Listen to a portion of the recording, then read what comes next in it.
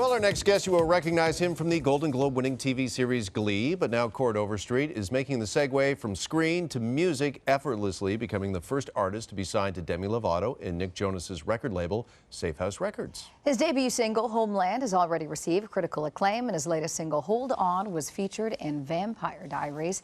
Fresh off his North American tour with Gavin James, Chord joins us now. Welcome. Thank you, guys. Okay, and with a name like Chord, could you do anything but music? No, my dad's a country singer-songwriter, and so I grew up playing the guitar, and if I didn't pick it up, I had to move out. So Yeah, for those that don't know, your dad's Paul Overstreet, yes, right? yes, yeah. He's been doing it for like 40 years, writing and singing. So it's kind of just like one of those things in our family that you just did. Did he have any advice for you when you went to him and said, "Dad, I really want to be like you. I want to be a musician"? Well, the story, how that kind of all started was I wanted to play like professional football and baseball, and injured my knee my senior year of high school, and I was on the couch on pain medication, and I was playing video games, and he came in and he was like, "Turn that damn game off and write a song." So, About your injury. yeah. And so I was like, all right, and then I started writing music, and then I kind of fell in love with it, and I couldn't put the guitar down. So. Well, they say the best songs come from a place of pain. So Yeah. there you go, So right? yeah, there's pain and OxyContin. Yeah. Did you always know you could sing? Yeah, I mean, I always used to. I did a lot of impressions, so I always used to like imitate a lot of other people singing, and I used to get a lot of. Who'd you do? Like who? Oh, gosh. Yeah. Because you know I mean, like pretty much everybody in the country world, but as a joke, and I would do like Brooks and Dunn or Kenny Chesney or Blake Shelton, those types of guys, and. Are those your karaoke picks? Those are my karaoke picks, yeah. Okay, cool. Usually like Fleetwood Mac or Aerosmith or something, but yeah. And then I started like kind of singing serious, and moved out to LA to start acting, and music was one of those things that I just kind of always just did, and I couldn't stop. So. Nice. I'm going all over the place because now I want to. You've talked about singing covers, and everyone obviously remembers you from Glee. Would you, if there was a reunion, would you do it? Yeah, I mean, I think that the show is such a significant part of all of our careers and lives. It was kind of like college for me, and I'm so close with everybody on the show. It's just, I mean, it would obviously be fun to get back for a week and just mess around, but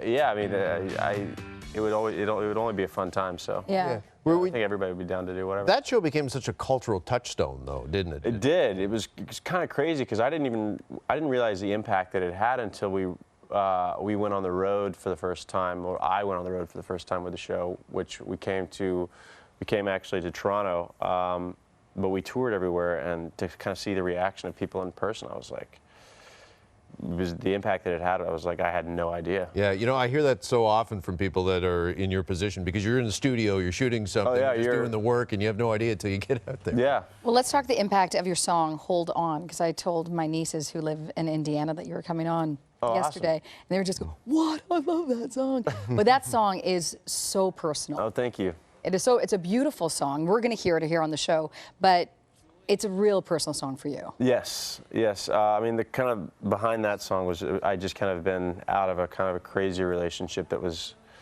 it was just really, it was one of those relationships that you're emotionally just like pretty drained from at the end of the day. And then I had also lost a close friend at the same time, like right around the time I wrote the song. And so I kind of just had two different emotions that I kind of just put into one song. Is that when you heard your dad's voice again? Just write a song. Yeah, he was like, I was like, oh gosh, I'm always like a little hesitant on sending him music because he's written so many great songs that, but he really liked the song, and he tells me all the time, he's like, man, I keep listening to that song. That's a great song. It is, and there's a simplicity to it, but it's beautiful and lovely. Is it harder to write when it's that personal? Those songs, to me, it's like it's kind of almost like therapy, and it's kind of like it's like if you were to write down like in a journal or something. To me, that's just it's easier to say something real. I also want to ask you, Vampire Diaries. They also use the song in their finale. What's that like to hear your song on a show as opposed to the radio? Is it a different feeling? It's weird. It was because so I'm friends with Nina Dobrev, and she's I think she's from Canada. She may be from Toronto. I'm not sure. But she, I sent her the song, just kind of like, hey, what do you I want to get your opinion? What do you think of this? And she was like, hey, can I send this to the creator Julie? And I was like, sure. And so, like within like a week, she'd text me back, and she was like, hey, they want to put it in the last episode of Vampire Diaries. And I was like, yeah, great, sure, like that'd be awesome. And so we went and we watched the final episode at one of their like their kind of like cast and crew parties, and I saw it on the first time from the screen. It was crazy seeing a different story to your song, and it was really cool because I was just like, I couldn't stop smiling because it was like the first kind of thing that I had that I'd gotten out there. So yeah.